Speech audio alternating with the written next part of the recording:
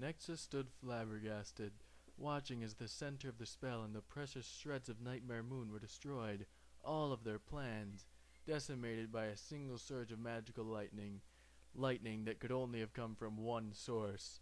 Turning his eyes skyward, Nexus glared at the next figure to float through the hole in the clouds. With a single flash of her horn, the figure brushed away the rest of the cloud cover like froth from a cup of hot cocoa. Celestia! Nexus forced out through gritted teeth. His turquoise eyes locked on the Sun Princess as she floated down amidst the fighting, casting back any pony that dared attack her with barely a flick of her horn. Inside him, a hatred billowed. Every fiber of Nexus's being wanted him to attack, to smite down the Sun Princess for daring to interrupt the ritual. But he knew better. Don't think you've won today, Sun Tyrant. You've merely delayed me at best. Nexus hissed, his own horn starting to glow. Grey Gale, Nightwind, Stonewall, and another of cultists gathered near Nexus as magic flowed from the unicorn's horn. The group then seemed to disappear into thin air, though a number of hoofprints took shape in the soft ground as the now invisible cultists fled into the everfree forest. "Have you apprehended all involved?" the Sun Princess asked, her eyes locked on the guard that stood before her. Celestia currently sat in the Ponyville library. After rescuing Twilight, the princess had taken her student home and sent her straight to bed. Twilight resisted a bit, but after going through such a stressful situation, it didn't take much to get the unicorn to fall asleep. Celestia had turned the library into a base of operations, keeping guard of her student personally while having her guards bring their reports to her.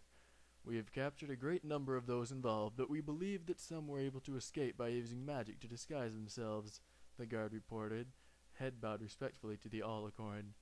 "We followed their tracks, but they eventually ended, as if they realized their mistake and corrected it before we could catch them. Still, we are continuing to search the forest with the aid of the zebra that reported your student's pony napping. Yes, Zecora, please make sure that she is properly thanked for all that she has done this evening. Also, please extend to her an invitation to the palace so that she may join Luna and I for a dinner on an evening of her choosing." "Of course, Princess," the guard answered as he raised his head. "Though, if I may ask, what were those ponies trying to do?" "I do not know," Celestia admitted. "All we were able to get from the information we gathered prior to this night was that something was going to happen, and that Twilight had her head covered by a thick sack for most of her pony napping. She doesn't know enough for us to ascertain this group's purpose." "What about the spell?" "The spell is not something I recognize. If it is from an ancient book or scroll, I have not read of it, but it could just as easily be a new spell, a ritual crafted for a specific purpose, though that purpose still remains to be unearthed. Please make sure that the details of the spell itself remain preserved. I will need it to be studied." The guard snapped to a salute. "Of course, Princess. We will gather any evidence at the scene and have it taken into the castle until such time it can be examined." "Good. I have no doubt that the spell's purpose was dark, and I will not stand for my student being threatened," Celestia said, her eyebrows furrowing with determination. "I want the truth of this revealed, Captain, with all haste." "Of course, Your Majesty." The unicorn guards searched the area, sweeping it with their magic to try to detect anything left behind. What remained of the wooden bowls were gathered, and any unburnt powder was collected together into a single bag. Everything and anything that was not natural to the everfree forest was taken from the clearing, though the guards did not extend their search into the bordering trees and bushes once it became clear that the ritual's radius ended at the tree line. All that was gathered was loaded into a waiting chariot, where the unicorns were finished, and the Pegasi, hitched to the chariot, took flight. They rose quickly into the sky before banking towards Canterlot as the unicorns below watched their fellow soldiers until they vanished beyond the tree tops. "All right, stallions, let's go join the troops searching the forest for any of the cult members that might have escaped," the lieutenant directing the cleanup ordered. "Give higher priority to any that appear to be unicorns. One of them used some kind of crazy magic to get away, and we don't want that to happen a second time." Sir, shouldn't some of us remain here?" One of the soldiers spoke up, a newer recruit to the Royal Guard. "What for?" the lieutenant snapped, glaring down at the soldier that dared to question his orders. "To guard the crime scene, sir. the younger soldier ordered, standing in starch attention as the lieutenant walked right up to him. No, everything we've gathered is of importance. But what if the cultists come back, sir? Listen close, 'cause I'll say this only once, the lieutenant snapped, glaring down the overly vocal soldier. Any criminal worth his salt will get as far away from the scene of the crime as possible. These ponies are crazy, but they're not stupid. They won't be coming back.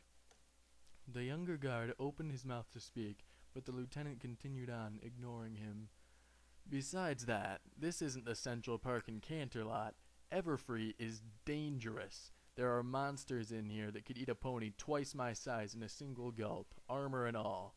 This isn't a place where we'd want to spend any more time than is necessary. But if you want to stay here and guard the scene of the crime, be my guest. Just watch out for the hydras, the veteran guard concluded, beginning to walk out of the clearing. The rest of the soldiers followed behind him, heading out to the forest to continue the search. Only the guard who had spoken up did not move, remaining in the clearing as the others disappeared amongst the trees. He remained there for a minute at best before the lieutenant's word got to him. The soldier broke into a gallop as he left the clearing, sprinting to catch up with his comrades.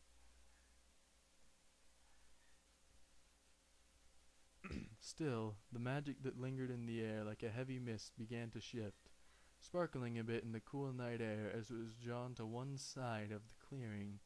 There, hidden away by a bush, a black sphere lay amongst the dirt, a sphere which was cast away from the center of the spell by Celestia's bolt of arcane lightning, a sphere that at its heart contained the blood of a certain purple unicorn. The magic that lingered in the clearing flowed into the sphere, drawn to it like metal to a magnet. As the arcane energy was absorbed, the sphere grew, continuing the process begun by the spell Celestia had interrupted.